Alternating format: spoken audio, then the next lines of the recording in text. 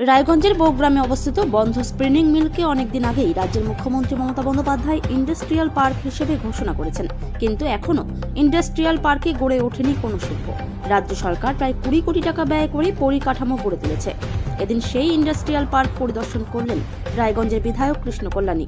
সাথে ছিলেন রায়গঞ্জ মহকুমা শাসক কিংসুক মাইতি, পুর প্রশাসক সন্দীপ বিশ্বাস, উপপুর প্রশাসক অরিন্দম সরকার, রায়গঞ্জ মার্চেন্ট অ্যাসোসিয়েশন সভাপতি ডক্টর শান্তনু দাস, সম্পাদক অতনবন্ধু লাহিড়ী, চেম্বার অব কমার্সের সম্পাদক শঙ্কর কুণ্ডু সহ অন্যান্যরা।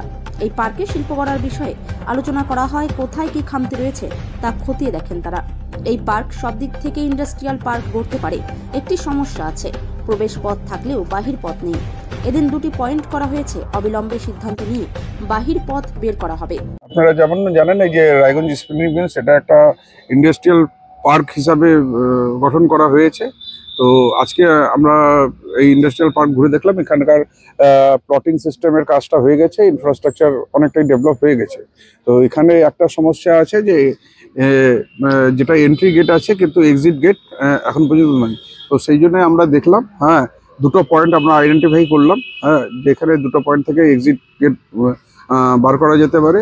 একটা সামনে কিছু এনক্লোজমেন্ট রয়েছে, সেটা পিডব্লিউডিকে বললাম আপনারা নোটিশ করে দিন, যেটা আপনাদের ল্যান্ড আছে, যাতে ওই এনক্লোজমেন্টটা ওখান থেকে উঠে গেলে পরে ওখানে আমরা এক্সিট গেটের কাজ চালু করতে পারবো। আরেকটা এক্সিট গেট রয়েছে, সেখানে হচ্ছে সমবায় সমিতির একটা জায়গা আছে।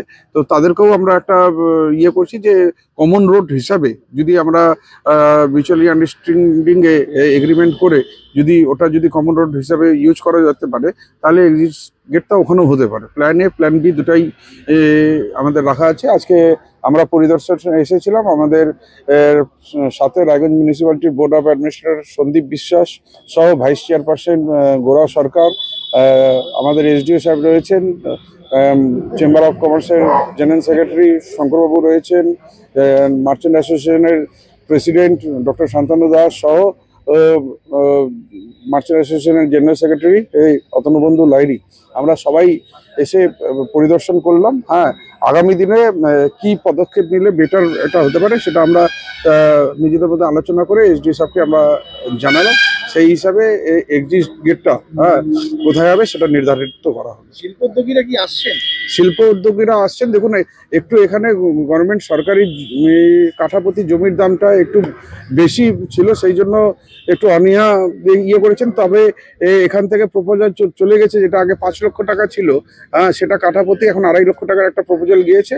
তো আমি যেটুকু মার্চেন্ট অ্যাসোসিয়েশন আর চেম্বার অফ কমার্সের সাথে কথা বলে বুঝলাম যে 2.5 লক্ষ টাকা হয়ে গেলে পরে অনেক মানুষ তাদের এক্সপ্রেস অফ ইন্টারেস্ট দেখাবে। কতদিনের মধ্যে এটা চালু হয়ে যেতে পারে?